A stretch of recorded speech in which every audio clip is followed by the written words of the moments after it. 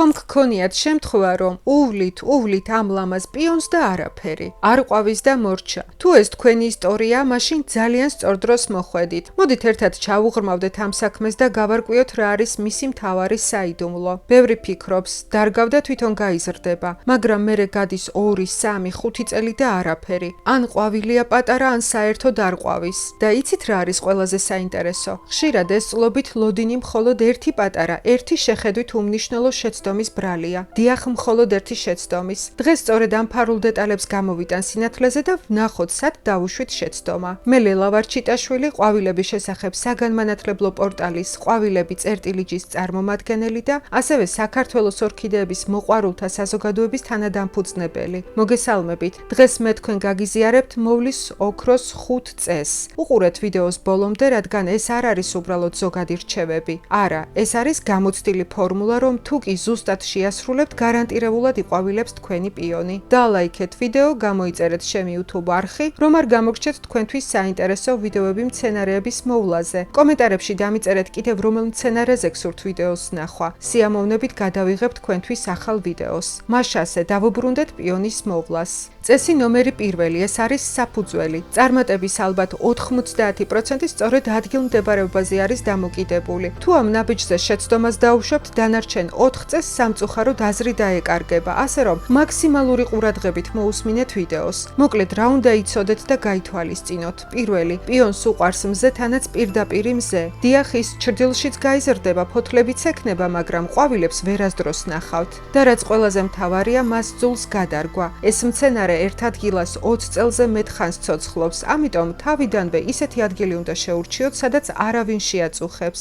ეს არის გრძელვადიანი ინვესტიცია თქვენს ბაღში. კარგი, გადავიდეთ მეორე წესზე. ამას მე ფარულ შეცდომას ვეძახი, რადგან აქ ხშირად გამოცდილი მებაღეებიც კი ცდებიან. რატომ? იმიტომ რომ ეს ერთი შეხედვით ლოგიკას არ ექვემდებარება და საუბარია მორწყვაზე. აი შეხედეთ, ჩვენი ინსტინქტი რას გვეუბნება, რომ მცენარე ყოველდღე უნდა მოვრწყათ ცოტ-ცოტა. ეს არის კატასტროფული შეცდომა პიონის შემთხვევაში. მას სჭირდება პირიქით იშვიათი, თქვათ კვირაში ერთხელ ძალიან ღრმა უხვი მორწყვა. იმიტომ რომ წყალი ღრმად ფესვებამდე უნდა ჩავიდეს. სწორედ ეს უვითარებს ძლიერ ფესვთა სისტემას, რაც მისი ყვავილობის გარანტია. მესამე წესი. მოდით ასე ვთქვათ, მიეცით თქვენს პიონს სუნთქვის საშუალება. დიახ, საიდუმლო ნიადაგშია. თუ მიწა მის გარშემო მკვრივია, დატკეპნილია, ფესვები ფაქტობრივად იხრჩობა, ვერც წყალს იღებს ნორმალურად და ვერც საკვებ ნივთიერებებს და გამოსავალი არის ძალიან მარტივი. პირველი ნაბიჯი, დროდადრო აიღეთ პატარა თოხი და ფრთხილად გააფხვიერეთ ნიადაგი მის გარშემო. მეორე ნაბიჯი, დაამატეთ მულჩი, მაგალითად კომპოსტი ან ტორფი, სულ ეს არის.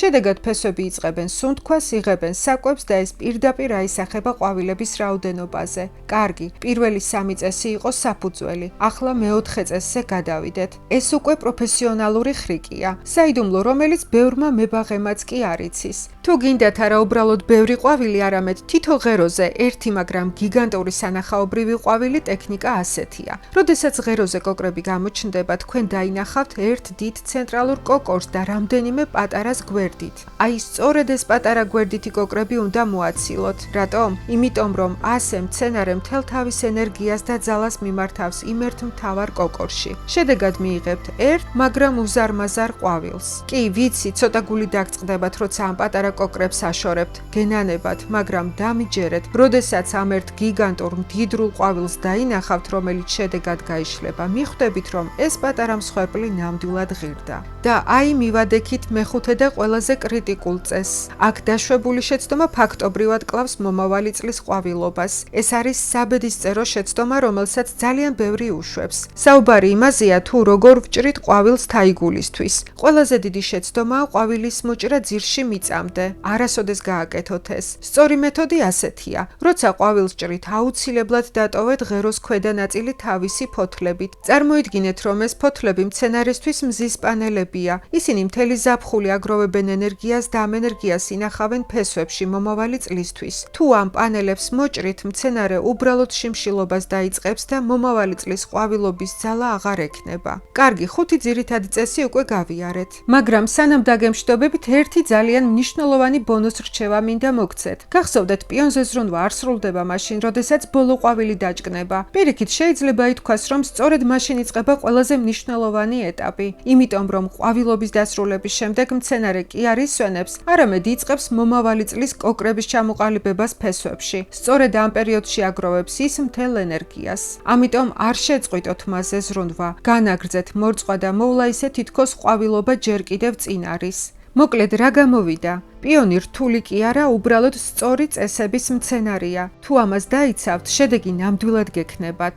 ახლა კი თქვენი ჯერია, ძალიან მაინტერესებს რა ხდება თქვენს ბაღებში. დაწერეთ კომენტარებში, რომელიმე ამ შეცდომაში ხომ არ ამოიცანით საკუთარი თავი. ან კიდევ თქვენს პიონს იქნებ სულ სხვა პრობლემები აქვს. მოდით ვისაუბროთ და ერთმანეთს დავეხმაროთ. და ბოლოს კომენტარებში დამიწერეთ კიდევ რომელი მცენარის შესახებ გსურთ მოვლის წესებს გაეცნოთ. გამოიწერეთ ჩემი არხი და ლაიქეთ ვიდეო.